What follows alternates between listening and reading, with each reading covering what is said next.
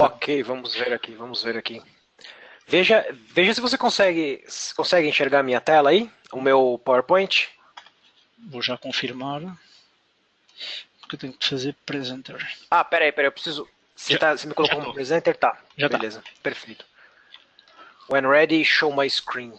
Beleza, vamos ver. Tá, você deve estar vendo a apresentação Dois, aí, sim né? senhora, exatamente. Maravilha. Então era isso que eu precisava. Ok, aqui tem os scripts. Beleza, perfeito. Obrigado, Cláudio. Nada, força nisso. É, ótimo. Pessoal, boa noite. Boa noite para os que estão aí, para os que vão assistir depois a gravação. Ah, assim, agradeço bastante o Cláudio o Cláudio e o Murilo que fizeram esse convite para mim para eu poder estar palestrando agora aqui, tá falando um pouquinho para vocês sobre um assunto interessante para caramba. Um assunto que ainda é muito novidade, ninguém deve estar, eu espero que não, pelo menos, ninguém está usando isso em produção, até porque esse SQL Server em Linux não é algo RTM, né? Não é um release to market, ainda está em Community Technology Preview, ainda está quase lá, está no forno quase saindo, mas assim, é um negócio que ficou bastante interessante. Aqui eu queria falar com vocês sobre as primeiras impressões, não sobre o SQL no Linux em si. Isso é só uma pincelada, o Murilo já até falou um pouco mais sobre isso. Mas aqui eu queria falar sobre as opções de alta disponibilidade que estão indo para o Linux também. E quais são algumas diferenças e semelhanças com a versão de Windows, né? Que a gente já está bastante acostumado e careca de saber. Tá? Assim, primeira coisa que eu queria falar para vocês, antes da gente começar qualquer tópico aqui, se você não é cadastrado no PES, que nem o Claudio acabou de falar, se você não é cadastrado no PES, para o que você está fazendo agora, sai dessa apresentação, vai lá, se cadastra e volta depois. Brincadeira, você pode se cadastrar depois, mas assim, não deixa de fazer isso, porque assim, a PES é a organização que centraliza quase todas as informações que a gente precisa assim, ter para ser um excelente DBA. Um excelente DBA não, um excelente profissional da área que mexa com banco de dados de maneira geral. Tá? Assim, e é uma organização que fornece praticamente tudo para a gente sem cobrar nada, com exceção do PES Summit, claro, que é um evento de proporções absurdamente grandes. Cláudio, tomara que você consiga ser palestrante lá, cara. Tomara Esperamos que mesmo, sim, eu vamos nem ver. mandei. Vamos ver. Mas Eu nem mandei. devias tentar. Não, o não está garantido. Exatamente, então. O problema é que foi muito em cima, tava muito em Ok, cima. Quando me falaram o call for Papers vai acabar amanhã, eu falei, paciência. ok, Eu preciso assistir antes, eu nunca assisti, eu nunca nem fui, entendeu? Eu preciso ir antes para ver como é que é. ok. Enfim, vamos lá. Pessoal, então vamos falar aqui sobre primeiras impressões. Primeiras impressões. Estão vendo que está sublinhado, né? Primeiras impressões por quê? Isso aqui é o que a gente está começando a achar desse recurso no Linux, né? Sobre alta disponibilidade e recuperação de desastres. É que o nome ia ficar muito comprido, aí eu coloquei entre parênteses, porque a alta disponibilidade por si só não resolve muita coisa. A gente precisa da recuperação de desastre junto, certo? Bom, alguns dos meus contatos estão aqui. Outros contatos estão aqui. Nossa, a foto ficou mais feia do que eu imaginava aqui. Mas beleza. Para quem não me conhece, acho que muitos que estão aqui nesse webcast já me conhecem. Quem não me conhece, eu trabalho na Pifian. Vocês devem conhecer alguém que trabalha lá também, que é uma empresa, é uma consultoria relativamente pequena de banco de dados lá no Canadá, que presta serviço para o mundo inteiro. A gente trabalha remotamente.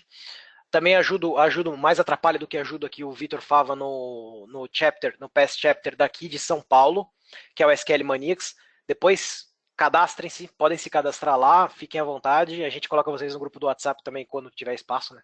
Mas enfim, cadastrem-se lá e troquem ideia com a gente, que trocar conhecimento nunca é demais, a gente aprende muito. Tenho a certificação de MCT, sou instrutor certificado pela Microsoft, não que isso queira dizer grandes coisas, mas enfim, de cursos SQL Server. Aqui em São Paulo, os centros mais famosos são a K-Solution e a BFBIS. Tenho as certificações de Data Platform de SQL Server e tenho as certificações de Oracle 11G. Eu tenho, vocês vão falar, nossa, mas você tem certificação de Oracle para quê, né? Para poder falar mal.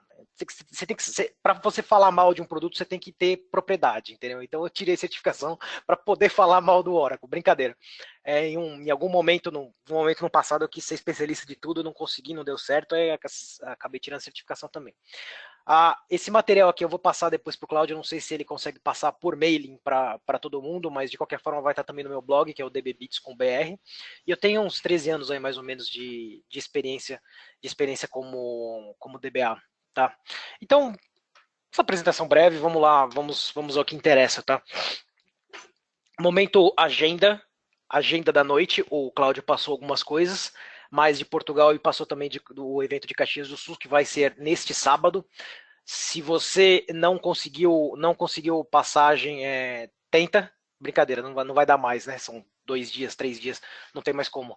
Mas assim, para quem nunca foi no SQL Saturday, assim, além de ser um evento de graça, é uma troca de conhecimento, é um networking muito absurdamente rico que você faz.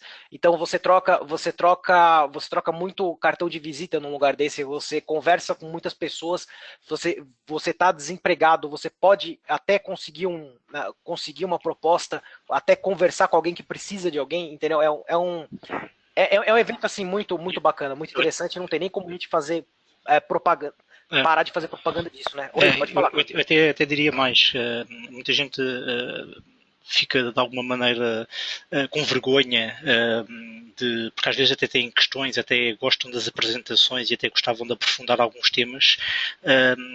Para as pessoas que não são speakers, que não são oradores, nem palestrantes, como vocês dizem no Brasil, e que têm esse gosto pela tecnologia e querem aprender mais e têm algumas dúvidas específicas, aproximem-se dos palestrantes, falem com eles, ponham essas perguntas, porque são pessoas que estão disponíveis para ajudar e para tentar apontar-vos o caminho mais correto daquilo que eles sabem, porque os palestrantes não sabem tudo, como é óbvio, não é? Isto é uma partilha de informação, uma partilha de conhecimento, mas se não souberem, se calhar vai apontar para o Vítor Fava, vai apontar para o Luís Mercante, vai apontar para outra pessoa que tem mais experiência em determinada zona da ferramenta, neste caso do SQL Server, mas pelo menos vai-vos apontar numa direção correta e vocês podem tirar proveito dessa informação. E como o Marcelo está a dizer, em termos de networking, mesmo outras pessoas que vocês já não veem há muito tempo e que conhecem desta vida profissional, e novas pessoas que vão conhecer, criam-se sempre boas relações,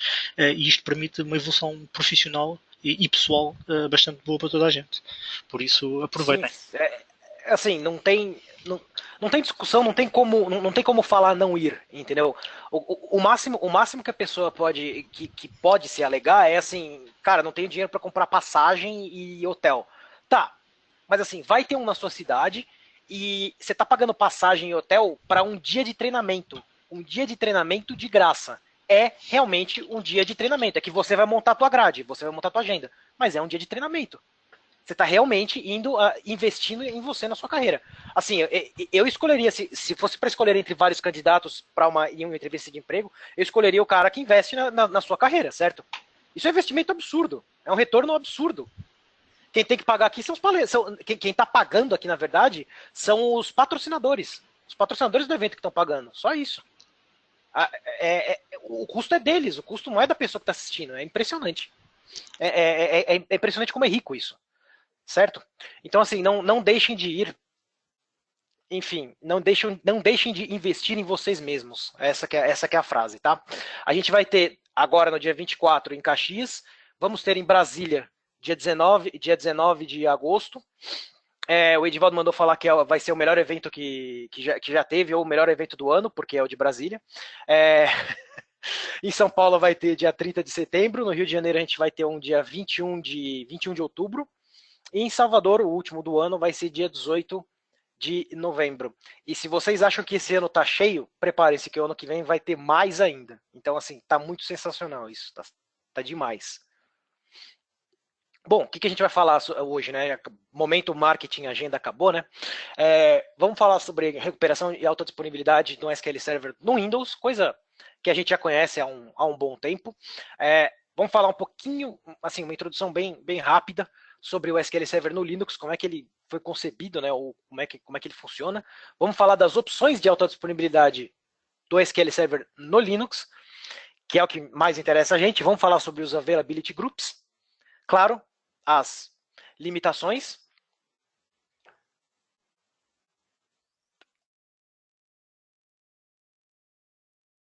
Perdão. As limitações, os passos para a gente criar um Availability Group dentro do Linux e uma demo rápida. Bom, vamos lá.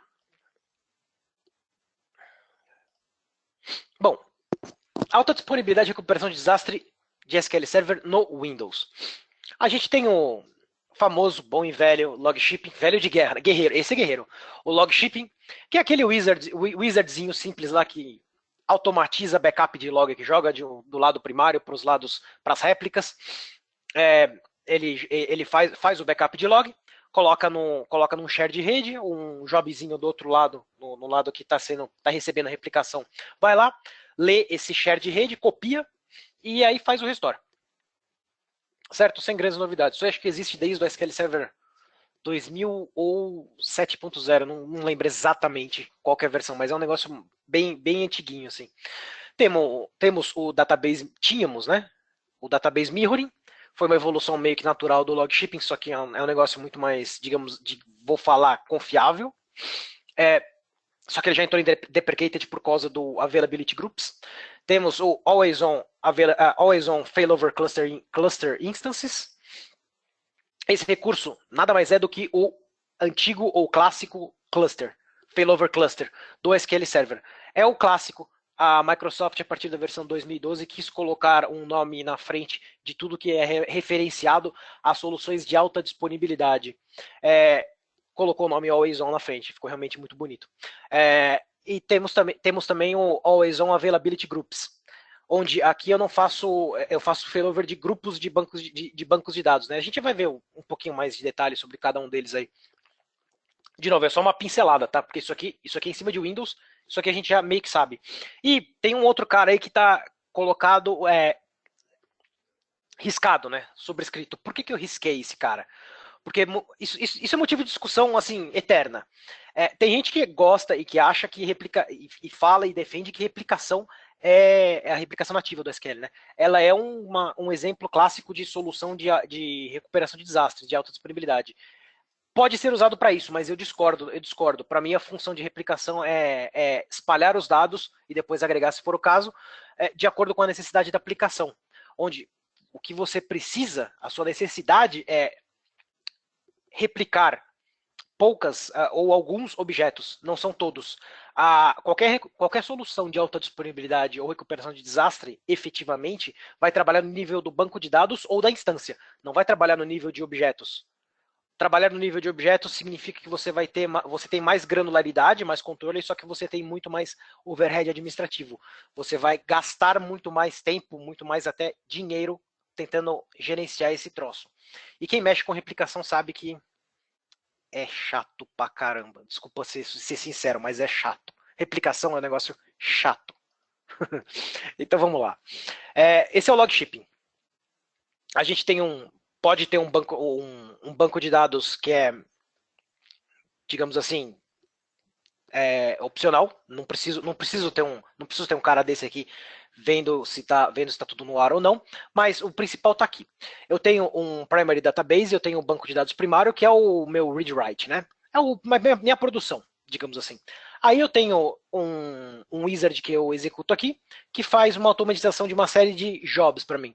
Esses jobs vão fazer o seguinte, vão fazer backups de log aqui, vão colocar esses backups de log em um share, e aí um outro job aqui nos bancos de dados, nas bases de dados secundárias, vão ler esse share e vão copiar para cá, para esse servidor, e vão fazer o restore nesse cara e aplicar.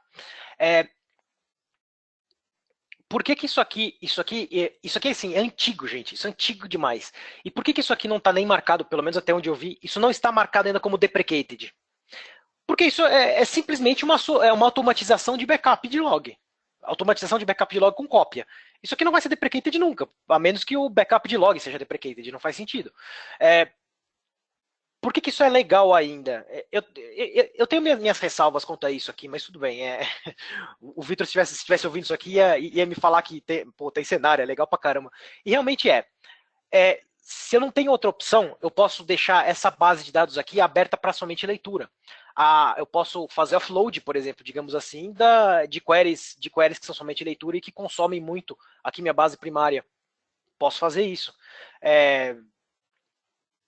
O que mais? Você vai ter um delta, né? Você vai ter existe uma diferença de tempo aqui, por isso que eu tenho minhas ressalvas com ele, porque ele nunca vai ser assim 100% do 100%. Se você perder esse cara aqui, dependendo do teu RTO, do teu Recovery Time Object, desculpa, do teu Recovery Point Objective, você vai ter perda de dados aqui. Isso pode acontecer, mas enfim. E assim, ele é simples. Ele é simples de configurar, simples de monitorar, e ele trabalha no nível de banco de dados. Eu habilito isso, eu habilito um processo desse para cada banco de dados, ok? Mirroring. O mirroring ele trabalha no nível mais interno do SQL Server, onde também no nível de banco de dados eu faço um espelhamento do meu banco de dados inteiro. Só que ele não faz transmissão, digamos assim, de arquivos de backup de log, né? Ele faz transmissão de estruturas internas. Ele é um negócio um pouco mais, digamos assim, menos sujeito a falhas do que esse cara aqui, menos sujeito a influência externa, né? Porque a ideia aqui não é falar de backup, mas vamos lá. Se eu estou fazendo aqui backups de log jogando para cá, ele está truncando quando eu faço backup de log aqui, certo? E se algum desavisado, abençoado, vier aqui, fizer um backup de log aqui no meio e levar esse backup de log embora, perdi a sequência. Perdeu a sequência? Pode refazer isso aqui. Ou consiga esse backup de alguma forma, né? De algum jeito. Mas é muito fácil de perder a sequência aqui, não por causa dele, não por falha dele, mas por falha humana. Por falha de alguma outra pessoa, cachorro com 2 donos morre de fome. Por causa de alguma outra coisa, algum outro fator externo que faz com que a sequência de log aqui seja interrompida. Ou o cara vê que o log tá cheio e vai lá e coloca assim. Bom, essas coisas que a gente todo mundo conhece, né? Não quero falar sobre isso aqui. Enfim, esse cara aqui já não tá mais tão sujeito a isso, né? Então você tem a transmissão direta de estruturas internas do log direto de um lado para o outro, não de backup. Você pode continuar fazendo o backup de log aqui do jeito que você fazia. Interessante, ou vantagem deste cara em relação a este cara. O log shipping, ele permite que eu abra essa base aqui como read-only. Esse cara não permite que eu abra essa base como read-only, a base secundária, a base mirror. Estranho, né? A Microsoft percebeu isso e aí depois disso desenvolveu o Availability Groups para suprir essa necessidade. Mas assim, era meio que, para eles era meio que pointless, né? Você tem uma base de dados principal, uma base de dados aqui esperando, né? Um warm standby, digamos assim. A base de dados está replicada, ela pode ser síncrona, assíncrona, enfim, com failover automático ou failover manual, enfim. A gente pode ter até um witness aí, né? Um servidor também de monitoração, que pode ser express, que fica olhando dos dois lados. Aí se cair um, ele vira, ele chaveia. Enfim, isso existe. Mas eu não podia abrir esse cara aqui para leitura. Se eu criar um snapshot aqui, eu até leio do snapshot dele. O problema é que leio o snapshot dele, eu estou lendo só a foto, né? Eu estou lendo um ponto no tempo. Eu não estou lendo a base real time. Isso é um problema sério, né? Não é um problema, é uma limitação, né? Você tem só o DR, você tem só a recuperação de desastre. Você não tem mais uso para isso. Isso aqui é capacidade ociosa parada, certo? Isso aqui é investimento parado. É dinheiro que você gastou no servidor que está lá quieto, esperando a desgraça acontecer. É isso. Trocando em miúdos. Aí o pessoal fazia esses X aqui. Que também serve, mas não é um load balance manual assim, pobre, digamos assim. Porque tipo, a pessoa tem a instância aqui e tem a instância aqui. Aí esse banco de dados, o DB1 replica para cá e o DB2 replica para cá, da instância B. Só que se uma delas caírem, uma instância vai ter que aguentar a carga de todos os bancos de dados. Então você tem que prever capacidade para tudo isso. Então é um load balance meio falhado, digamos assim. É um load balance manual, mas não tão inteligente, né? Então o pessoal meio que fazia isso para distribuir um pouco a carga.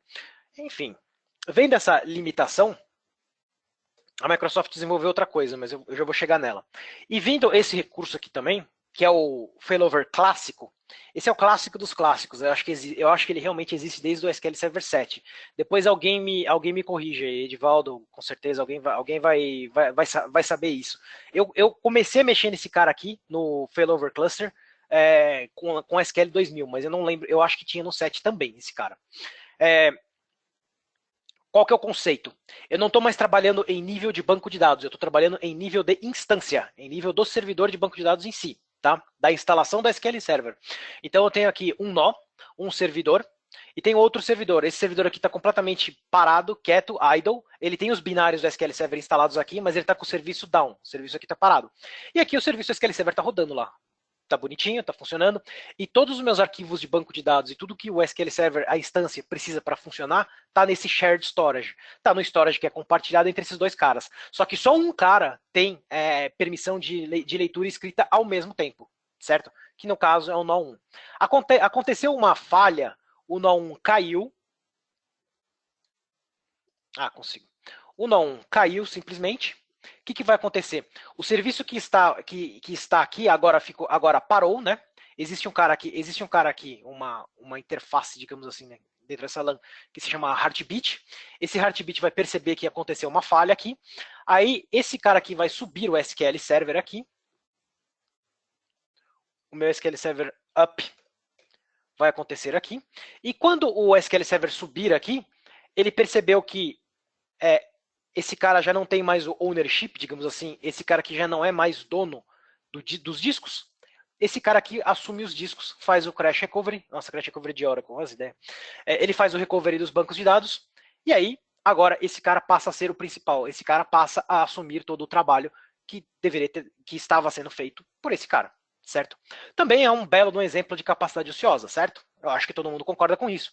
Aí a gente pode fazer o tal do X, né? A gente pode colocar duas instâncias aqui, aí ele fica o ativo, entre aspas, enormes e gigantes, né? Não é ativo.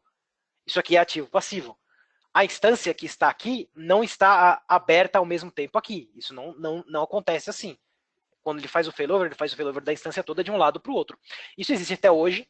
Hoje a Microsoft chama isso, desde a versão 2000, na verdade, né? 2012, desculpa. Só um instantinho, pessoal.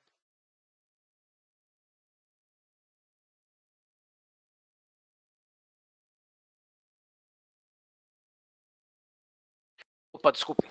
Então, desde a versão 2012, esse cara se chama Always On Failover Cluster Instance. Antigamente se chamava simplesmente Failover Cluster. Só isso. Tá ok? Foi uma mudança de nome, uma mudança de marketing, mas o princípio é exatamente o mesmo. Eu vou migrar instâncias inteiras. E qual que é qual que é a vantagem óbvia que eu percebo aqui? Eu tenho capacidade ociosa, digamos assim, parada, né?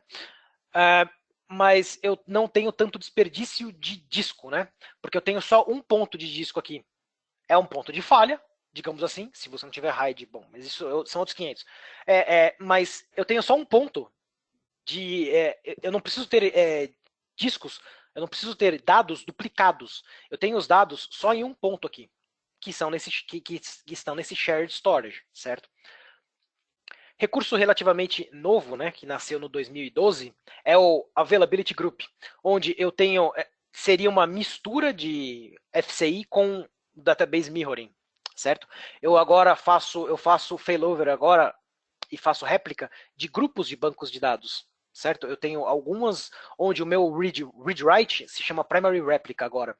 Aí eu tenho vários bancos de dados, posso fazer no nível de um banco de dados só, mas assim, tenho vários bancos de dados aqui, e esses bancos de dados estão sendo replicados para o nó 2 e para o nó 3. Eu tenho duas réplicas secundárias, digamos assim. O que acontece? Quando este nó falha, quando o nó primário falha, um desses dois aqui assume. Pode ser automático, pode não ser automático, enfim. Depende do que vai acontecer. Aí, qual que é a grande diferença entre esses caras e o Database Mirroring? O Database Mirroring tinha um cara aqui fora que se chama Witness. Esse cara aqui ele ficava fazendo pooling, certo? Ele ficava olhando para cá, instância está no ar, Instância está no ar, banco de dados está no ar, está no ar, tá. Ele ficava fazendo isso, o witness aqui. Aí se acontecesse alguma coisa, deve ter escrito errado, tá, pessoal? Mas não liga não. Se acontecesse alguma coisa aqui, o que ele ia fazer? Ele mesmo ia chavear. O witness ia mandar o comando para o SQL Server chavear o banco de dados.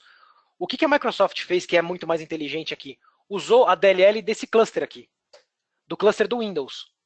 Então, na versão de Windows, o Always On Availability Group usa como recurso o próprio failover cluster do Windows para fazer para poder fazer o failover, para fazer o chaveamento, digamos assim. E interessante, isso aqui não é mais, não é um ponto único de falha, né? Isso aqui é replicado. Então eu tenho uma instância aqui ativa, outra instância ativa e outra instância ativa. Não tem nada mais aqui em warm standby. Eu não preciso subir essa instância aqui na hora que isso aqui cair. O banco, os dados já estão aqui. Então, detalhe também, o chaveamento aqui, em relação a esse cara, é muito mais rápido. Muito mais rápido mesmo. Em testes que eu fiz em alguns ambientes de clientes que não os clientes da Pfion, mas clientes que eu já tinha feito anteriormente, esse teste aqui levou algo em torno de 50 segundos, que não é nada ruim. Não é realmente um chaveamento aqui de 50 segundos. Não é ruim, é bom. Esse chaveamento aqui levou menos do que 10 segundos. É uma melhora muito significativa. É uma melhora muito significativa. Porque se você for ver, não é bem o chaveamento, né? O negócio já está aqui, o dado já está aqui. Então ele simplesmente assume o papel de read-write aqui. Aí esse cara deixa de ser uma secondary replica e passa a ser uma primary replica. E por que eu falo que ele como é que se diz? Por que eu falo que ele nasceu do mirroring? Porque ele também funciona como a réplica pode ser síncrona, pode ser assíncrona, pode ser com failover automático, pode ser como failover manual. Ele, claro, tem muitas melhorias em relação ao mirroring, mas a ideia básica inicial é igual. E eu trabalho agora com grupos de bancos de dados.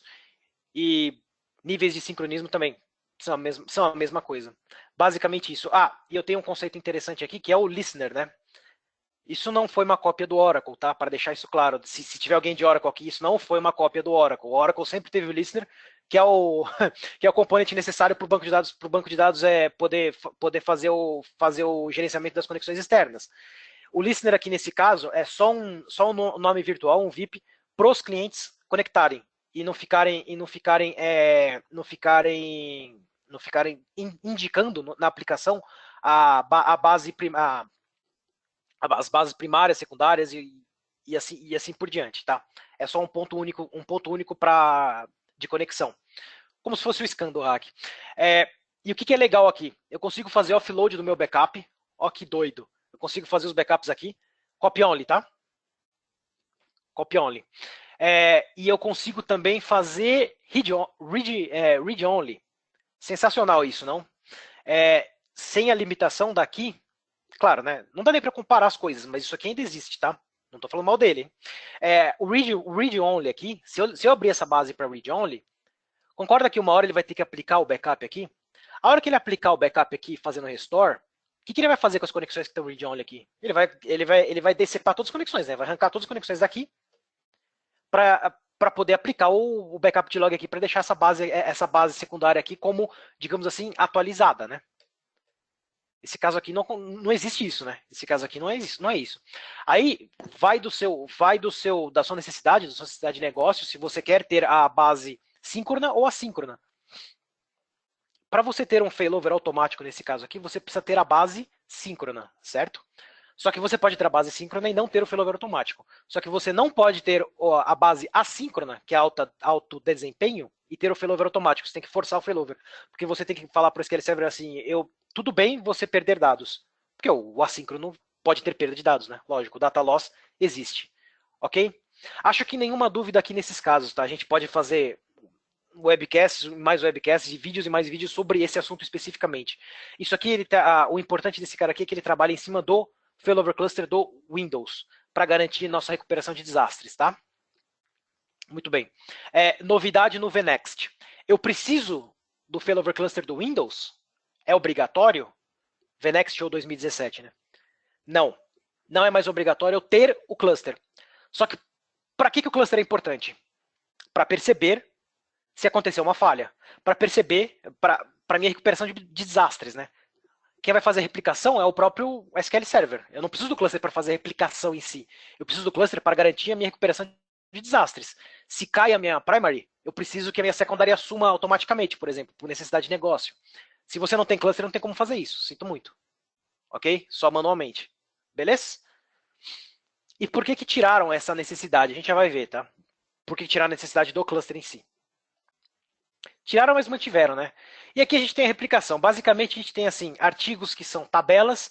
A gente tem um cara que é o distribuidor que espalha esses caras para os assinantes, que são subscribers. E o ponto de início da replicação são é o publisher, né? O publicador, digamos assim.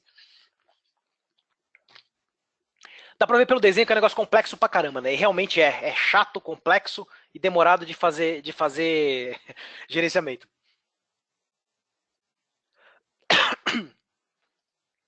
Vamos lá. A gente pode fazer um webcast inteiro depois sobre isso também, tá? E como que o SQL Server no Linux funciona? Mágica, não? Simplesmente mágica. O SQL Server no Windows funciona... Desculpa, o SQL Server no Linux funciona com mágica. Foi desse jeito que o SlavaOks descreveu o SQL Server no Linux funcionando. Brincadeira, tá? É um meme que eu sempre gosto de colocar. O time de produto da Microsoft, isso foi liderado pelo SlavaOks, e esse cara estava só no Tugaiti, que foi o evento que aconteceu foi final de maio, meio final de maio desse ano. O Slavox estava lá para explicar isso, né? Infelizmente eu não pude participar, a gente estava fazendo um evento aqui. E estava tendo também junto o SQL Sat de Nova York. Então, assim, estava tendo bastante evento naquele final de semana. Enfim, antigamente, há um tempo atrás, a Microsoft lançou um projeto chamava Drawbridge. Esse projeto tinha como objetivo reduzir o overhead de virtualização. O que isso quer dizer? Todo mundo já deve ter subido uma máquina virtual aqui. Eu estou com duas aqui abertas, daqui a pouco vou mostrar para vocês. Mas o problema da máquina virtual é que ela é pesada, certo? Ela consome muita memória, ela consome recursos, ela consome um monte de coisa. Porque é uma emulação dentro de outra coisa, certo? Então é um negócio... pensa nas caixas, né? Uma caixa dentro da outra. É um negócio muito pesado, porque você precisa de todo um aparato atrás para fazer o negócio funcionar. Enfim. O que esse projeto queria fazer? Bom, vamos diminuir esse overhead, certo? Disso aqui, eu não me lembro, não conheço bem a história, mas disso aqui nasceu o Virtual Server, o antigo finado, que Deus o tenha, Virtual Server da Microsoft. Se não me falha a memória, Virtual PC, não lembro agora. Bom, aí o projeto ficou meio que parado. Aí o pessoal do Linux, o pessoal de SQL Server olhou e falou assim, dá pra gente resgatar esse projeto e ao invés de reescrever o SQL Server inteiro, usar só algumas chamadas extras e embutir esse cara numa outra plataforma, camada de abstração, plataforma de camada de abstração, o PAL, Platform Abstraction Layer. O que acontece? Todo mundo deve saber que desde o SQL Server 2005 existe um sistema operacional, um SQLOS, dentro do executável do SQL Server. Esse SQLOS faz praticamente tudo, gerenciamento de memória, enfim, tudo que ele precisa para o SQL Server funcionar. E como é que ele... para algumas coisas, muitas coisas, óbvio, né? Mas para algumas coisas ele chama a API do Windows. Ele vai chamar a API do Windows para, sei lá, fazer uma escrita em disco, para fazer algum tipo de gerenciamento de memória, mas toda a inteligência está dentro dele, do SOS, do executável do SQL Server. O que acontece? O pessoal falou, vamos pegar o Drawbridge, que era um projeto antigo, vamos pegar esse cara e colocar mais algumas, vamos colocar, digamos assim, traduções de chamadas para dentro desse cara e colocar uma camadinha a mais. Então, assim, é brilhante isso. Aí eu tenho um SQLOS que é um pouquinho maior que o antigo, que é a versão 2. Esse cara tem mais chamadas de Windows, mais chamadas da API do Windows e que fazem a tradução direta para a API do sistema operacional, destino. Por enquanto estamos no Ubuntu, Red Hat e SUSE. Por enquanto a gente tem esse cara. Então você tem mais ou menos isso. Até aqui, isso já existia. SQL Server, host Windows API, SOS Direct até aqui. Só que era só SOS, era só SQL-OS, né? O que a gente tinha aqui, o scheduling, o memory, a sincronização, tudo isso já estava aqui no SOS. Aí o que aconteceu? Vamos criar uma outra plataforma. Tá aqui, Host Extension Integration, ou PAL também. Tá tudo aqui, ou seja, a tradução que eu preciso tá aqui nessa camadinha a mais. Então, o que se ganha com isso? Você tem uma, aqui não é API Calls, né? Aqui é API Calls. Você tem uma camada extra que faz a tradução do que o SQL estaria chamando do Windows. Aí você tem uma tradução aqui que vai jogar para o Linux. Isso é leve pra caramba, isso é muito mais, digamos assim, vou colocar entre aspas aqui, saudável do que você criar uma máquina virtual para fazer isso aqui funcionar, entendeu? Então é muito leve.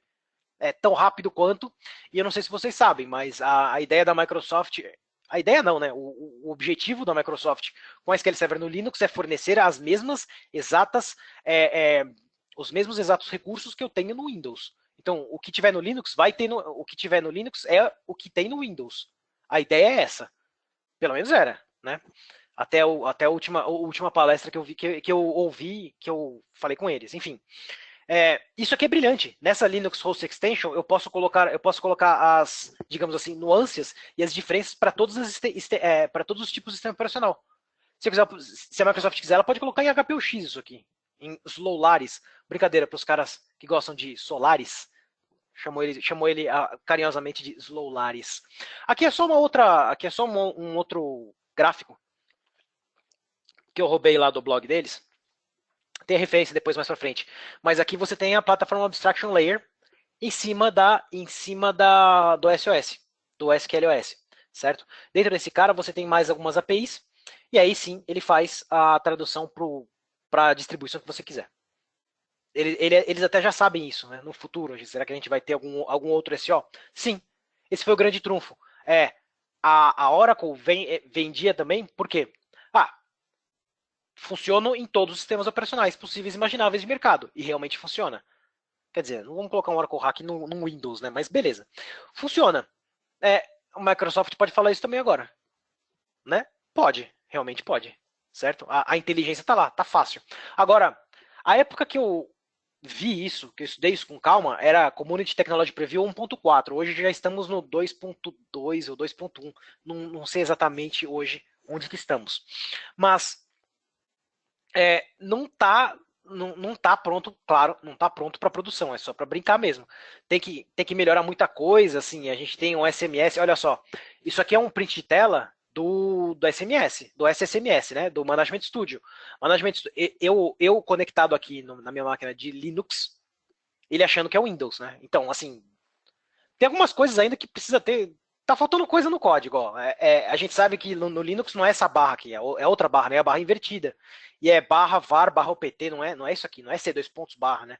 É que o Management Studio só entende isso, né? Então, isso tem que melhorar ainda. Eles têm que colocar aqueles if lá no código, né? If OS Linux, então traz a informação direito, né? Isso acontece. E também não listou minhas tabelas.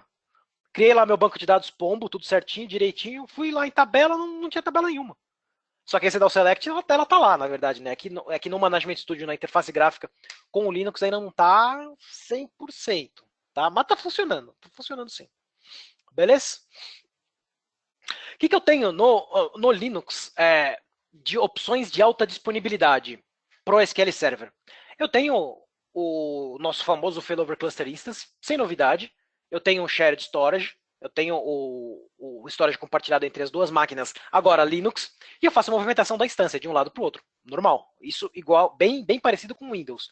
E eu tenho também Availability Groups, é sobre esse cara que eu quero falar um pouquinho mais com vocês. Eu movimento grupos de banco de dados, certo? A movimentação e digamos assim, a percepção de uma falha, de uma quebra, no caso do SUSE quanto no Red Hat, a gente está usando o Pacemaker, a Microsoft usa o cluster do vendor Pacemaker, tá? Não é o nativo do SUSE e do Red Hat, mas a Microsoft preferiu usar o Pacemaker porque é um que tem nos dois, certo? O Red Hat tem o dele e o SUSE tem o dele.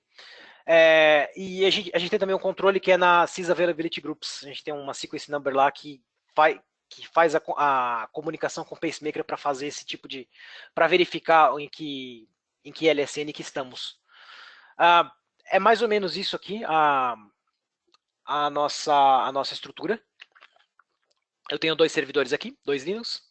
Posso ter um shared storage se eu quiser FCI, se eu quiser failover clusterista, se eu quiser always on availability group, óbvio, não vai ser shared, vai ser dedicado na storage aqui, storage aqui. Aí eu tenho um pacemaker que usa um mecanismo que chama CoroSync para fazer a verificação do que está no ar ou não, tá? O fence, a gente chama isso em Linux de fence mecanismo, tá? E a gente tem os serviços aqui em cima de cada servidor. No caso do failover cluster instance, esse SQL server aqui está parado, óbvio, né? E aí esse aqui está no ar. No caso de availability group, esses dois estariam ativos no ar, ok? Acho que tranquilo, né? Então a gente pode ter os mesmos cenários. O pessoal da Microsoft fez a mesma coisa, né? O mesmo exato cenário, o mesmo desenho que a gente tinha, só que aqui era o Windows, né? O mesmo desenho que a gente tinha. No mesmo data center, eu posso ter uma réplica secundária e síncrona, certo? Posso ter até em um outro data center uma réplica também síncrona, só que aí eu vou fazer esse cara aqui para, sei lá, backup, certo? Eu vou fazer offload dos meus backups. Aí essa seta aqui que tá marcada, né? Tá cortada. Essa seta aqui é assíncrona, né? Porque é ponto remoto, certo? Se eu colocar assíncrona aqui, eu posso detonar esse banco de dados aqui. Posso ter muita perda aqui. Então, o que acontece? Eu posso usar esse cara assíncrono aqui, lá na Califórnia, para fazer reports, para fazer select, por exemplo. Nota que agora é Linux, né? Agora é pinguim, mas é pinguim azul, hein? Não tem pinguim preto aqui, não. É pinguim azul. Aí, a gente pode ter também um load balance de read-only, certo? Não confundam esse load balance com ativo-ativo, isso não existe. Poderia até existir, mas o conceito da Microsoft é um pouquinho diferente, então não existe. Para quem é de Oracle, conhece o hack, não funciona assim, é uma instância que atende leitura escrita e as outras podem atender leitura. É isso, funciona assim. Tá? Posso ter produção e posso ter vários sites com cópias diferentes, com réplicas diferentes. Tá? Posso, inclusive, usar as duas plataformas, as duas exatas plataformas, para fazer uma migração, para fazer um teste. Por que isso não é recomendado em produção? Não é recomendado fazer isso em produção. Né? Eu tenho um cluster na Califórnia Windows, e aí eu tenho um cluster Pacemaker Linux, CentOS, lá em Nova York. Por que isso não é recomendado fazer em produção? Porque pensa só, aqui eu tenho Pacemaker. Aqui eu tenho Windows Server Failover Cluster. Os gerenciadores de clusters não se comunicam. O Pacemaker não conversa com o Windows Server Failover Clustering, o Windows Server Failover Clustering não conversa com o Pacemaker. Então, um cara não vai saber se o outro caiu e vice-versa. Não tem como fazer isso funcionar, pelo menos por enquanto, esses caras não se conversam. Então, esse ambiente híbrido só serviria ou só é suportado para migração ou para teste, certo? Não use esse cara, não use um ambiente desse como produtivo, tá? Não vai ser muito bom, não vai ser uma experiência muito agradável. Só a réplica que vai funcionar. Beleza? Bom, Availability Groups para Linux, né? Para SQL Server no Linux. Tem o auto-seeding, um recurso já do VNext, né? Eu não preciso mais fazer aquele backup e joga para o outro lado, aí depois faz um backup faz o backup full, joga para um lado, copia, restaura. Faz o backup de log desse lado aqui, do lado primário, aí joga para o lado secundário, joga para a réplica secundária. Não preciso fazer mais isso. Ele tem o auto-seeding, ele faz isso para você sozinho. Tem o read-only routing, tem o read-only, posso fazer uma mexida de workload, né, de backup e de read-only. Posso direcionar minhas consultas que são read-only para a réplica secundária. Posso direcionar meu backup para a réplica secundária. De novo, tá?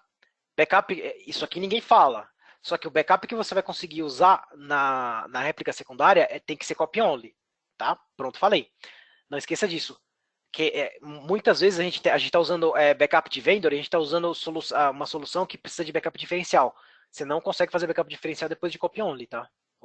Só o backup normal, o backup sem copy only que serve como base de diferencial. Também posso fazer esse cenário híbrido, né, para ter Posso ter um availability group entre Linux, Windows, Azure e AS, né, que é uma infraestrutura quando você compra uma máquina, quando você aluga uma máquina no Azure em si. Isso funciona bem para migração, tá? Cuidado, isso aqui funciona bem para migração ou para teste. Não use isso em produção, claro, né? E o que permitiu que a gente fizesse tudo isso foi instalar o AG sem cluster.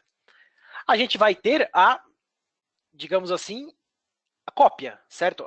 Você pode falar que você tem até alta disponibilidade fazendo sem cluster, mas você não tem o DR, você não tem a recuperação de desastre. Aconteceu um desastre, o SQL Server não vai saber que aconteceu esse desastre. Ele vai continuar tentando replicar os dados, tá? E se você não virou, não chaveou, problema seu. Você perdeu. Você perdeu tua produção. Por isso que isso, como é que eu posso falar? Isso ainda é metade do caminho. E por que que isso é assim? Por que que o VNext eu instalo o AG sem o cluster? Porque o SQL Server no Linux ele não conversa com o pacemaker, com o gerenciador de cluster do Linux. Por isso que eu tenho que instalar sem cluster e depois falar para o pacemaker assim, ó, tá vendo o AG lá em cima no SQL Server, ó, conecta com ele, entendeu? Por isso que eu tenho que instalar ele sem cluster. Não sei se isso vai mudar algum dia, provavelmente mude, mas enfim. Bom, algumas limitações, né? Lembra que no AG de Windows, no AG clássico, o que a gente gosta bastante, que a gente está bastante acostumado, o failover a gente não faz no Cluster Manager, né? Espero que vocês não façam isso, né?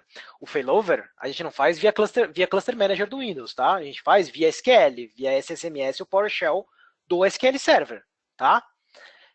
Não façam pelo cluster do Windows. Bom, o SQL Server vai usar o cluster do Windows para verificar se está no ar ou não. Só isso, tá? Você faz o failover via Management Studio. A administração desse cara do Linux vai ser via linha de comando. E como é que eu faço o failover no caso do Linux? Eu tenho que fazer via comando no pacemaker. Quem está acostumado com o Linux sabe que tem que abrir a interface texto e sair digitando. Não tem jeito. Não tem muita interface gráfica em Linux. O negócio é mais roots mesmo. Não tem escapatória. Eu não estou falando que isso é bom ou ruim. Estou falando que você tem que digitar mais do que passar mouse. Só isso. Isso ainda é experimental, tá? Ainda estamos em Community Technology Preview. Listener não funciona. Vocês estão acostumados com o Listener no Windows, no Linux ainda não está funcionando. Mas deve ser algo muito deve ser algum recurso muito, como é que se diz? Algum código ou outro que está faltando, porque você consegue criar o listener, mas ele simplesmente não responde. Deve ser uma coisa ou outra que eles estão ajustando ainda. E a autenticação integrada ainda não funciona, infelizmente. Qualquer coisa referente a SQL Server no Linux, você precisa usar a autenticação nativa do SQL Server. O que não é uma boa em alguns casos, certo? A gente pode abrir a discussão para segurança depois. Tá? Então, o Linux, o que ele está falando aqui, o SQL Server no Linux, não está tão ajustado, digamos assim, não está tão integrado quanto o SQL Server no Windows, certo? Com o failover cluster do Windows. Então, o serviço do SQL Server não vai saber do cluster, não sabe da presença do cluster. Toda orquestração, digamos assim, de cluster, né, de failover, é feita pelo gerenciamento do pacemaker, tá? Bom, ele fala aqui de Ubuntu, Red Hat ou SUSE. Eu usei o. Como é que é o nome? Eu usei o CentOS, que é o Red Hat pobre, tá? Porque eu não tenho dinheiro para pagar o suporte do Red Hat e para fazer download. Então eu usei o Red Hat como comunitário, que é o CentOS, é igualzinho. Pode baixar ele, só não tem o suporte. Você baixa o CentOS lá e seja feliz. Para brincar tá ótimo. O que eu preciso fazer para criar então o AG, né? Bom, meio óbvio, né? Instala o Linux, configura a rede. No nosso caso, /etc/host, se você tiver um DNS, seja feliz também. Enfim, como é só um laboratório, eu usei o etc host mesmo. Instala SQL Server, configura o Always On com a opção Cluster Type None, configura o cluster do Linux, e aí você tem que fazer um fake desse acrônimo aqui. STONIF Shoot the Other Node in the Head. O que isso quer dizer? Isso aqui é um recurso, digamos assim, que o Linux, que quase todo cluster em Linux faz, quase todo cluster do mundo Unix, né, faz. Quando ele percebe que vai acontecer aquele fenômeno de split brain, ele mata, ele tira, digamos assim, em um nó. Ele evict, ele retira o nó da configuração do cluster. Tá? É isso que esse cara aqui faz.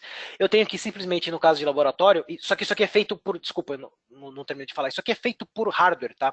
Existe um hardware que suporta fencing, que é esse cara, que é feito por esse cara, por esse acrônimo. Como a gente não tem isso numa máquina virtual, você tem que dar um fake no caso do laboratório, mas beleza. E valida a configuração. Tá? Ver se tá tudo funcionando. E chega de falar, Marcelo. Bom, vou continuar falando, mas enfim. Vamos ver se a gente consegue aqui. É para conseguir, né? Vamos lá.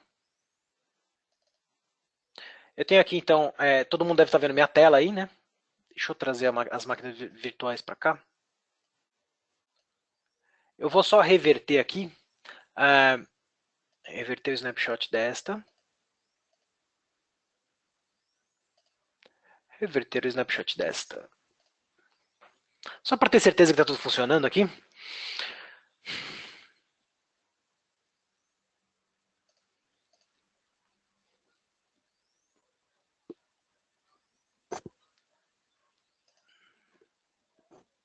Opa.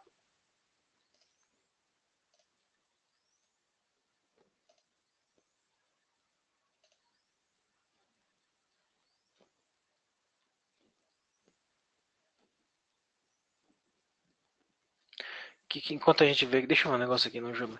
Logship iniciou com SQL Server 2000. Boa, Anderson, obrigado. Sou muito jovem para saber essas coisas antigas, Edivaldo. Ah, sim. Uhum. Beleza, fico quieto então. aqui nas máquinas virtuais, tudo que eu vou fazer aqui, não vou fazer nada nelas, tá? Eu sei que tá ruim de ver nelas. Vou só conectar a rede aqui nas duas. Eu vou fazer tudo pelo put, que fica mais fácil. Beleza, só para. Aí eu tenho aqui duas máquinas virtuais, já instalei. O SQL Server já está instalado nessas duas aqui, né? Vamos ver aqui. Eu tenho também aqui os meus scripts. Já copio aqui para vocês.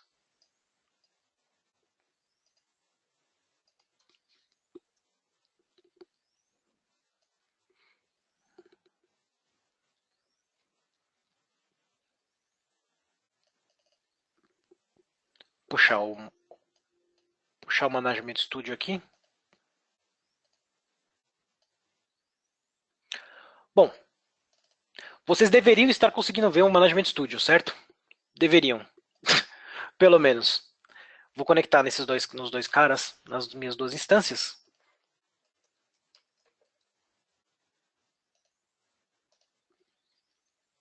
Beleza. Primeira instância.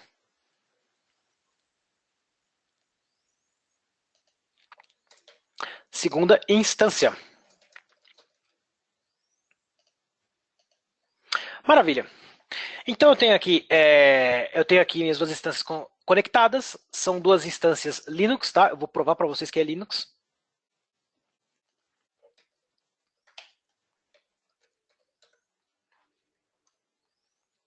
Opa, ou Cortana, não é você ainda.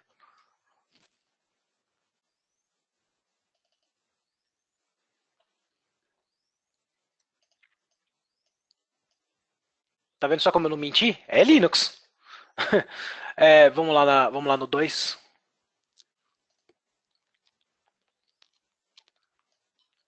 Inverter a ordem aqui.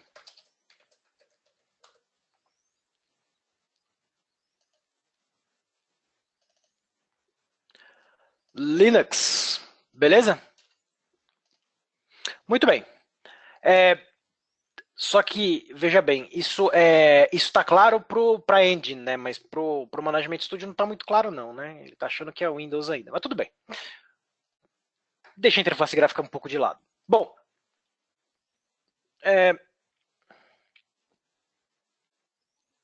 deixa eu fazer a configuração do Always On aqui.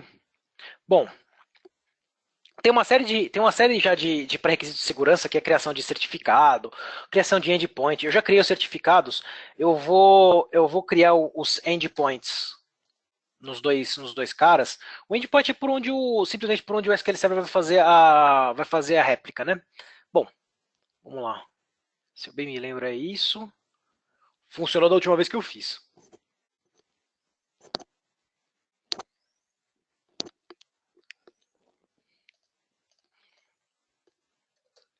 Aí aqui é 52.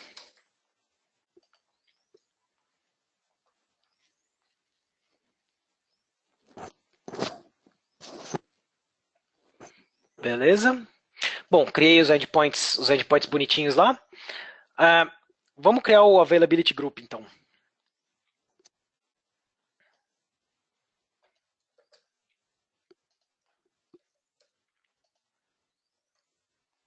Bom, e onde que está a novidade toda aqui? Aqui. Tudo se resume a essa chavinha aí. Cluster Type None. Beleza? Eu tenho aqui os nomes das máquinas, os IPs, está tudo certinho aqui já bonitinho. Réplica síncrona, tá? Failover automático, seeding automático. Failover automático não adianta, não vai funcionar, né? Se eu não tiver um outro cluster por baixo, não vai funcionar, mas enfim. Criou o AG aqui. Então, se eu abrir aqui, habilitar aqui, ó, o AG1 aqui, bonitinho. Não tem banco de dados nenhum lá dentro, mas enfim, dou o grant dele para ele poder receber bancos de dados, né? Ele não está ainda no secundário, né? Então vamos lá na réplica secundária, no que vai ser a réplica secundária, e vamos unir ele, né? Vamos juntar ele, né? Dá o join no AG1, cluster type none, já está criado do outro lado, né? Então deixa ele se virar um pouquinho aí.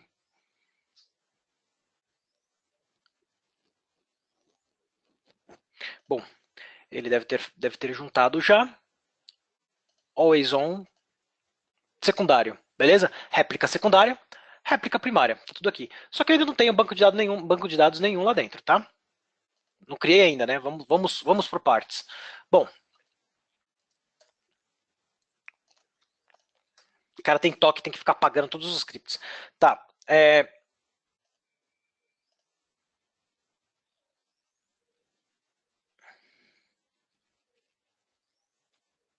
Marcelo?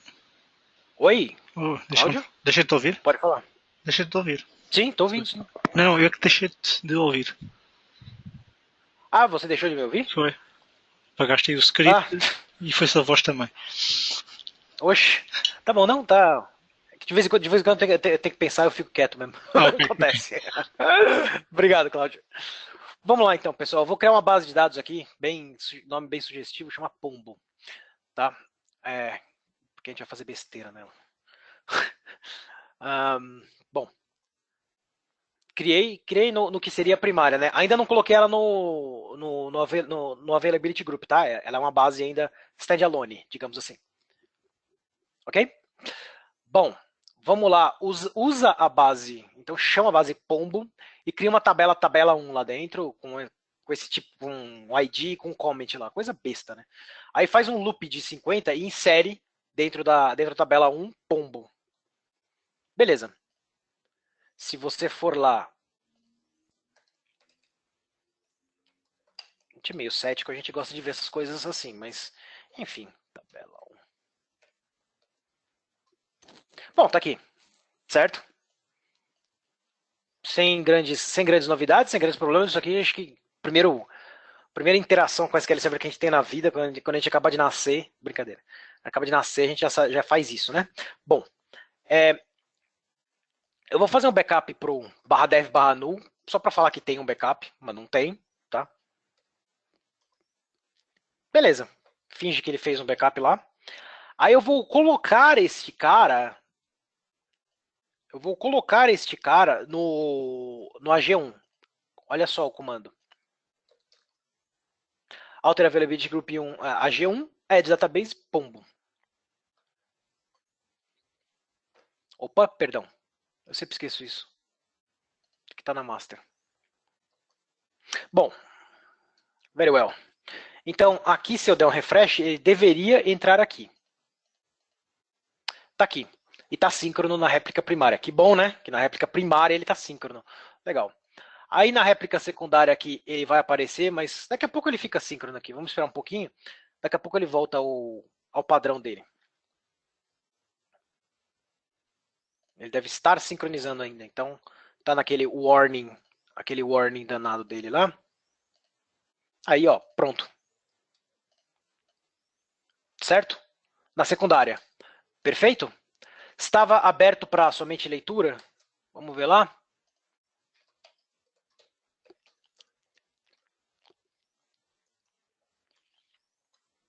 Estava aberto para leitura. E para escrita? Estava aberto para escrita?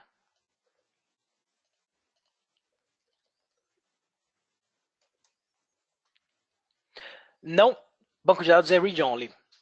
Tá ok? Acho que deu para todo mundo perceber mais ou menos a ideia aqui, né? Tá sincronizando, tá aqui como primário e tá sincronizando aqui como secundário. Beleza.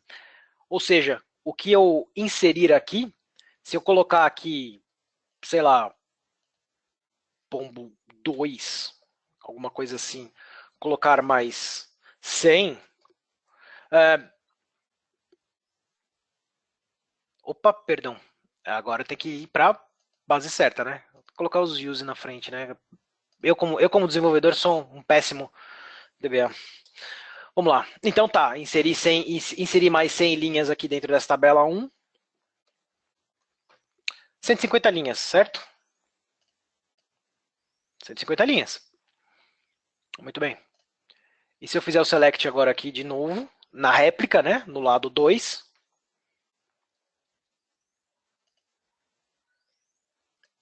Uau! Funciona, né? Esse negócio até que funciona, né?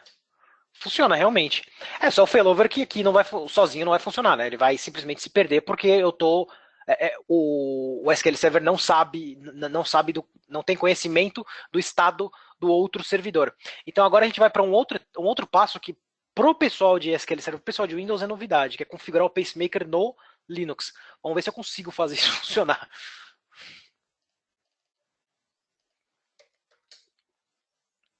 Acho que vocês conseguem enxergar aí a tela. Eu vou abrir duas aqui.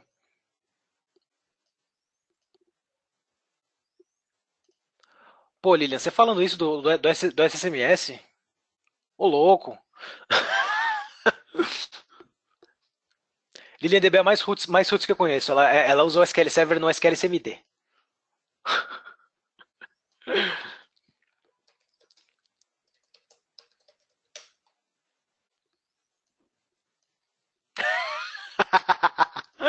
Ai, caramba. E é verdade, pô. Isso não é demérito, não. Bom, vamos lá. Servidor 1 do meu lado esquerdo, servidor 2 do lado direito. Acho que todo mundo consegue ver aí, né? Meio ruinzinho, mas a hora que for o comando que interessa, eu faço zoom. Vamos lá. Aqui os pacotes do cluster já estão todos habilitados. Deixa só eu acertar a senha dele aqui, PSWD hcluster, que é o usuário que gerencia essa coisa toda. Você coloca uma senha besta, que é aquela mesma senha Microsoft de sempre, password escrito afrescalhadamente.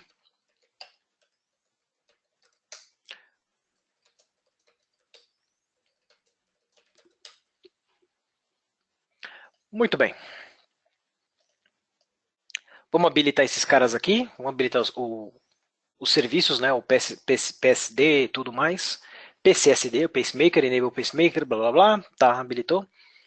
Fazer aquelas coisas chatas que o pessoal de Linux gosta de fazer. Bom, aqui eu vou criar um cluster.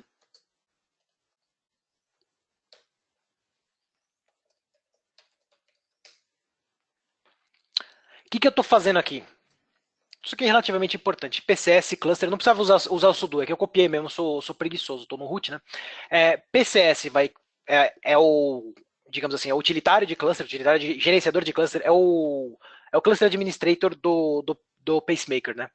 Cluster auth, eu estou criando um cluster aqui para habilitar na autenticação do servidor 1, servidor 2. O usuário vai ser o HA cluster. Beleza? Bom, autorizou, coloquei minha senha lá, beleza? Aí vamos fazer o... aqui desculpa, esse comando aqui ele está só autorizando, né? Aí esse comando aqui vai criar efetivamente o cluster, certo? PCC setup, cluster setup, name, lxclulab. lxsql lab 1, lab 2, beleza? Criou, bonitão, restart em PCSD, beleza? Foi. Dá o start nos dois cabras. Acho que ele já startou. Ah, beleza. Fazer o nosso fake fancy fake. Beleza. Aí tem um usuário para ser criado no SQL Server. Deixa eu voltar lá no SQL Server. Acho que eu já criei esse cara. Pacemaker. Ah, já está criado. Pacemaker Login. Já está criado esse cara no SQL Server. A senha já é a mesma de sempre, então vai ficar aqui mesmo. Aí o que eu vou fazer? Eu vou pegar a senha desse cara e jogar num arquivo que seja somente de leitura pro root. O único cara que pode ler é o root. E vou jogar no. Vou jogar esse cara para dentro para dentro do utilitário do pacemaker. Faço isso desse lado também. Beleza. Ele simplesmente escreveu um arquivo e jogou lá pro pacemaker enxergar esse arquivo. Aí aqui eu vou efetivamente criar. Nota que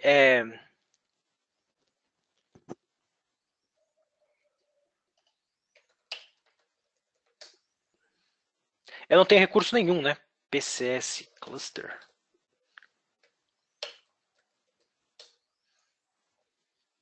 Eu não tenho nada, né? Tá online até.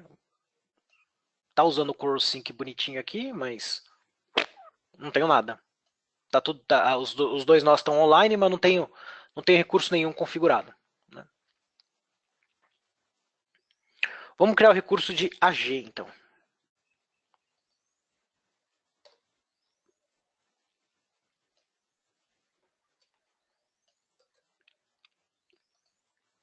Beleza, estou criando então o recurso de AG. Nesse cara aqui é o AG1, né? AGName AG1. Eu instalei antes de começar a fazer toda essa demonstração aqui, eu instalei um recurso, um RPM que a Microsoft fornece, que é como se fosse uma biblioteca para o pacemaker entender o SQL Server, tá? Beleza.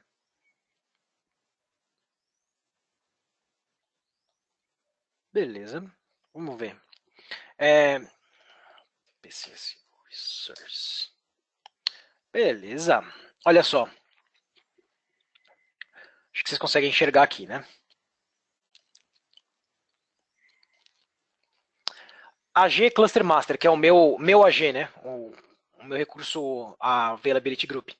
Master LX Lab 1, Slave L2. Primário, secundário, certo? Muito bem.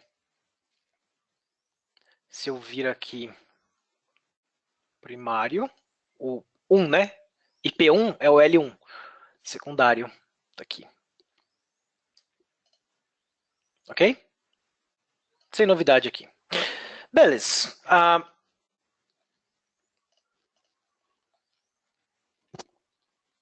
Aí vou, por exemplo, mudar esse cara. Vou chavear ele, né? Lembra que o gerenciamento aqui chaveou, levou para um lado para o outro, é dentro do SO. Você não faz esse chaveamento no Linux. Desculpa, no Management Studio, nesse caso. Você faz dentro do SO.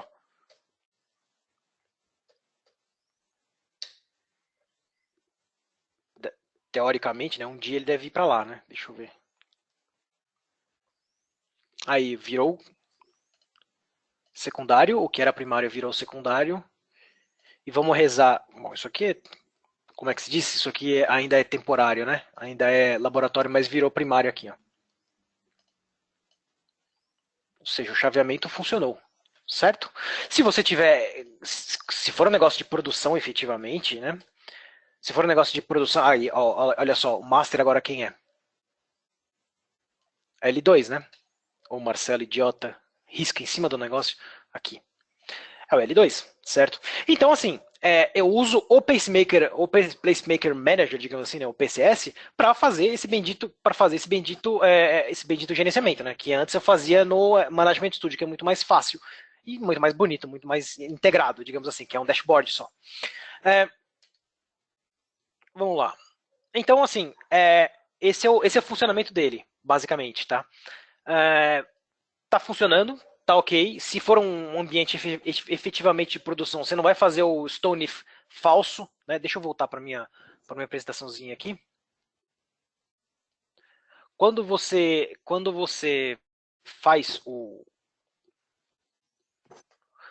faz esse cluster aqui, você não vai, se for efetivamente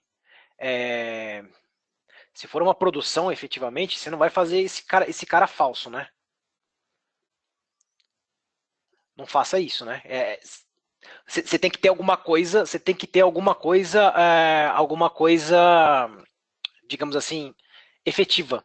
Você tem que ter um hardware que faça o reconhecimento de que o teu recurso caiu, certo? Bruno perguntando alguma coisa. Bruno Alves perguntando algum erro é apresentado quando tenta fazer o failover via SSMS. Não, Bruno, não acontece erro. É que assim, ele pode se perder. Não acontece erro. Você pode até fazer o failover via... Deixa eu tentar aqui, peraí. Vou desfazer as máquinas virtuais mesmo depois. Deixa eu ver aqui. Aguenta só um instantinho.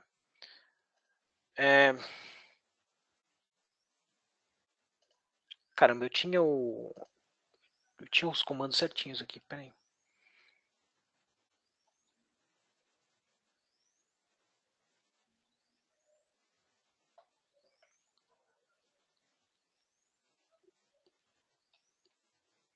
Na realidade, ele se perde dos dois lados.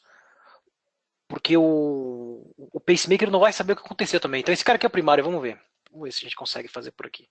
Show me the dashboard.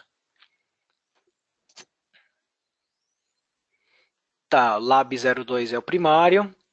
Beleza, será que a gente consegue? Beleza, primary replica vai ser 1. Warning. Connect to replica. Já falhou aqui, né? Vamos ver. Lab 1. Não sei se ele vai reconhecer esse nome aqui.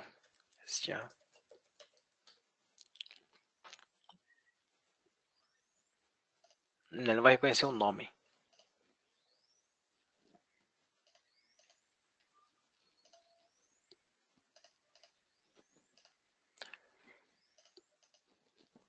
Consegue de alguma forma.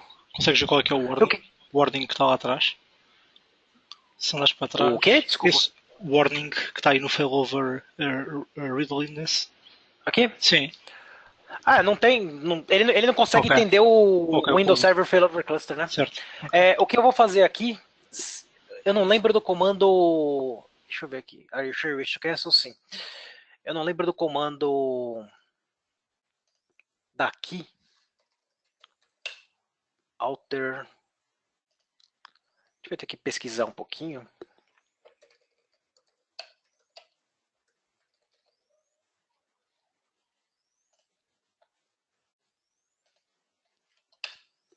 Availability Group AG1. Acho que era isso. Alter Availability Group Failover 1. Tem que estar no master para fazer isso. Opa. Conecta, meu. Deixa eu só copiar isso aqui. É que eu fiz o failover pelo outro cara, né? Aí ele ficou perdido.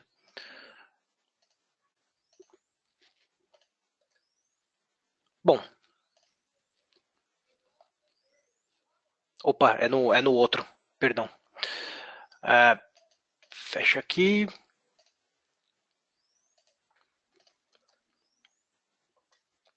Beleza. A princípio ele diz que funciona. Aqui, pro SQL Server ele funciona. Esse cara vira primário. E esse cara vira secundário. Tá.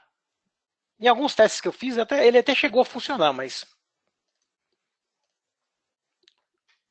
Ih, voltou para secundário. E aí, meu amigo? 2 secundários. Clássico caso de, sei lá, split brain, né? Clássico.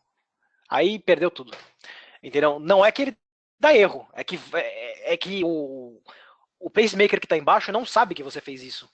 Então ele tenta forçar de volta pro primário. Certo? Esse é o erro, Bruno. Não sei se eu respondi. Espero que tenha respondido a sua pergunta.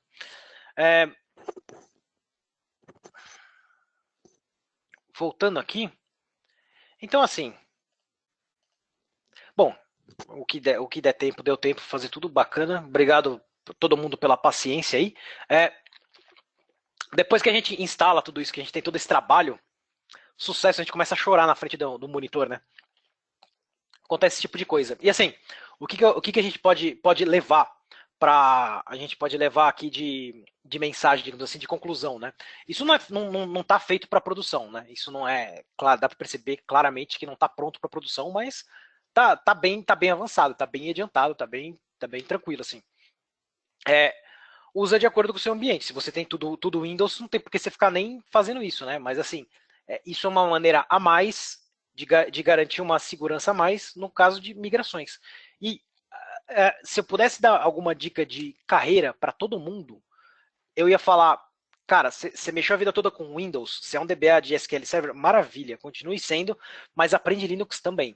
Aprende porque é importante do ponto de vista de conceito de sistema operacional e do ponto de vista de gerenciamento dele, é completamente diferente. Aprende. Que, no mínimo, o máximo que vai acontecer é você perder tempo. E assim, perder tempo com uma coisa interessante e legal. Então, conhecimento nunca é demais, né?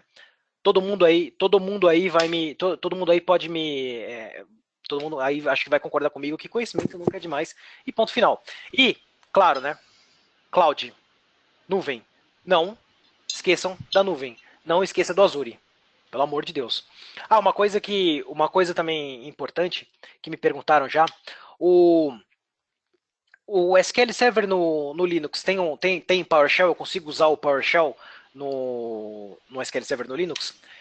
Então, você consegue igual eu fiz no Management Studio. Você abre o PowerShell do Windows e manda conectar na instância que está no Linux. Não existe um interno ainda do Linux funcionando.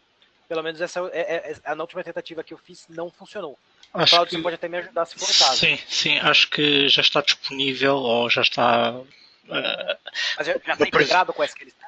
Não, o SMO, o Management Objects, que é utilizado do lado do Windows, que é as DLLs que permitem fazer todas as questões das conexões e depois navegar em todos os objetos. Penso que já existe uma versão para Linux que está a ser implementada e vai ser enriquecida, mas já existe. Tanto que nós, por exemplo, na ferramenta do DBA Tools, já fizemos alguns testes para perceber se era possível ou não navegar nos objetos e conseguir recolher a informação para depois, de uma forma automatizada, né, incluir estes servidores que ficam dentro do Linux no mesmo bolo de todas as máquinas Windows que hoje em dia já gerimos. Por isso, o futuro será esse, será ele estar disponível para se poder fazer essas ligações diretamente através do PowerShell. Respondendo Marcos perguntando se não tem agente, não, ainda não tem agente pro Linux, mas quando tiver no release do Market vai ter. A ideia deles é ter o agent para Linux também. E o Anderson falando que tem que usar o Bash, é verdade, tem que usar o Bash do Windows 10. Você não consegue rodar job, ainda não. No Linux não.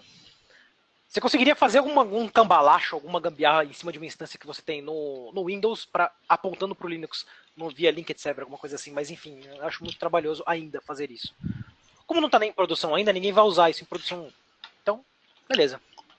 Acho que é isso. E assim, tem sempre uma... Agradeço de coração a Microsoft por estar abraçando o Linux também. Aqui, não esqueçam, tá? Nuvem e Linux. E claro, automação, PowerShell e tudo mais. Né? Se vocês tiverem qualquer dúvida, é só falar com o Cláudio, que o Cláudio é o mestre Jedi de PowerShell aqui. Estejam à vontade, perguntem. Se não souber, um caminho para quem sabe. Ele vai saber quem sabe, isso é fato. E assim, como a Lilian tá aqui melhor ainda, né? Então, eu sempre dou uma alfinetadinha na Oracle de leve, né? Sempre tem uma dessa. E assim, a Microsoft, enquanto paga todos os impostos aqui em São Paulo, isso é Brasil, tá? A Prefeitura de São Paulo falou que uma empresa aí uma empresa aí falou que tá devendo 327 milhões, sei lá, de PTU, sei lá, alguma coisa assim. E a El Caro, não vou falar o nome dela, tá? Fala que não tem essa dívida em São Paulo. Brincadeira. A gente brinca, a gente fala mal, mas é tudo brincadeira, tá? Eu acho a Oracle um produto, assim, absurdamente sensacional. Muito bom mesmo. Realmente muito bom. Muitas coisas a Microsoft está aprendendo agora a fazer e ela aprendeu com o Oracle. Não tem como. Não tem escapatória. Beleza? Aqui são algumas referências. Isso aqui era um PPT que eu já tinha. Assim, se alguém tiver alguma dúvida, pode falar comigo, mas eu queria mostrar antes isso aqui. Venha palestrar. keep calm and venha palestrar. Você manja, você sabe, ou algum assunto que você domina, você quer palestrar, conversa com a gente, conversa com o Cláudio, conversa comigo, conversa com o Murilo, conversa com o Vitor Fava, pode conversar com qualquer um de nós. A comunidade sempre tem espaço para mais gente, sempre. É isso e mesmo. assim, nenhum cara, o Cláudio não sabe tudo de SQL Server. Eu não sei também tudo de tudo. Né? Tem um outro cara que deve saber, mas enfim. Nós não somos exímios conhecedores do negócio inteiro, completo, porque SQL Server por si só já é um universo absurdamente grande. Então, assim, você conhece bem o assunto, sei lá, quero falar de backup restore, velho. Vamos fazer uma palestra de backup restore, vamos fazer um webcast. Se você tem, digamos assim, vergonha de público, não quer falar na frente de todo mundo, faz um webcast. Você está no conforto da sua casa, entendeu? Assim, isso é sempre necessário em comunidade técnica, isso é muito valioso. Lembrem-se do networking, isso é muito importante. Beleza? E era isso. Agradeço, obrigado Cláudio, pela oportunidade. Obrigado a vocês todos que estão assistindo aí. Vocês estão, não é fácil aguentar um chato que nem eu falando 1h30, alguma coisa assim. Muito obrigado. Vamos ver aqui se alguém tem alguma pergunta, pode falar. Aí mais uma pergunta. Tem mais uma pergunta do Marcos. Eu, entretanto, lancei aqui uma poll só para termos aqui alguns dados estatísticos. Mas o Marcos Flávio pergunta se vais deixar disponível um tutorial para como fazer esse laboratório que tiveste a mostrar. Sim. Ok. Sim. Sim. Você quer que faça do zero, né?